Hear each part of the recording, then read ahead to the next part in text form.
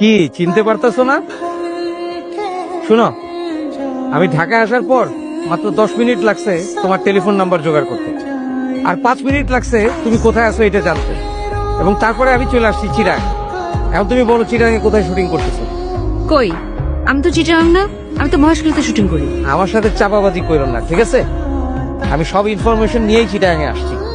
Just wait for 3 minutes, দেখো আমি তোমার সামনে হাজির হইতেছি। Wait and see. তুমি আসলে কি চাও বলো তো? আমি একটু তোমার সঙ্গে কথা বলতে চাই। কি বলতে চাও বলো। সেটা আমি তোমার সামনে সামনাসামনি দাঁড়ায় বলতে চাই। সেটা সম্ভব না। শিমু, তোমার সাথে আমার কি কমিটমেন্ট ছিল? আমি বিদেশ যাবো, টাকা রোজগার করবো, তারপরে ফিরে এসে তোমার বিয়ে করবো। আর এখন তুমি আমার চিনোই না, তুমি অনেক বড় স্টার হয়ে গেছো। তাই দেখো, আমি এখানে একটা কাজে আসছি, এখানে তোমার সাথে আলাদাভাবে আমার পক্ষে দেখা করা সম্ভব না।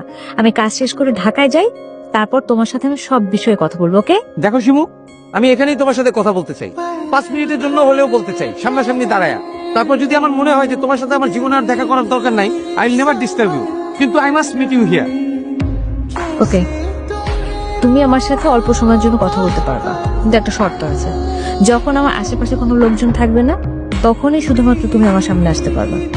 যদি আমার আশেপাশের লোকজন থাকার সময় তুমি আসো, বুঝো এইখানে কিন্তু তোমার কেউ চেনে না। আমি যদি চিৎকার করি, তুমি কিন্তু অনেক ঝামেলায় পড়ে যাবে।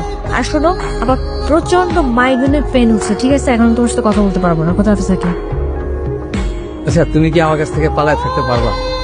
তুমি আমাকে চিনো না, তুমি জেনে যাইতেছো, দেখতেছো না আমি গিয়ে হাজির হইতেছি। দেখো, এখানে আমার শুটিং চলতেছে, আশেপাশে ইউনিটের অনেক লোকজন আছে। তুমি এখন প্লিজ যাও, সিন ক্রিয়েট করো না, আমি তোমার সাথে পরে ফোনে কথা বলবো। ওকে? শিমু, তোমার সাথে আমার কি কমিটমেন্ট ছিল বলো? কথা ছিল না যে আমি লন্ডন থেকে ফিরে আসলে আমরা বিয়ে করবো?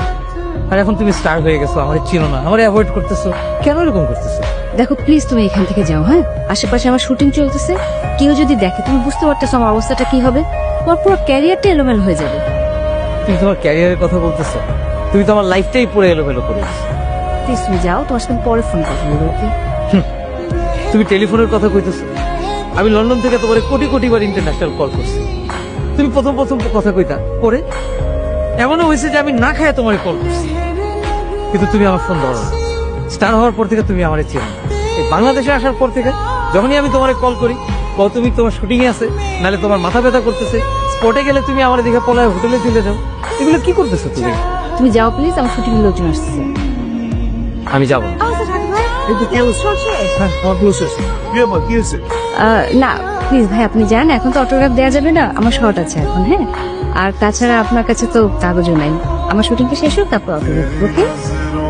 আরে যান না প্লিজ।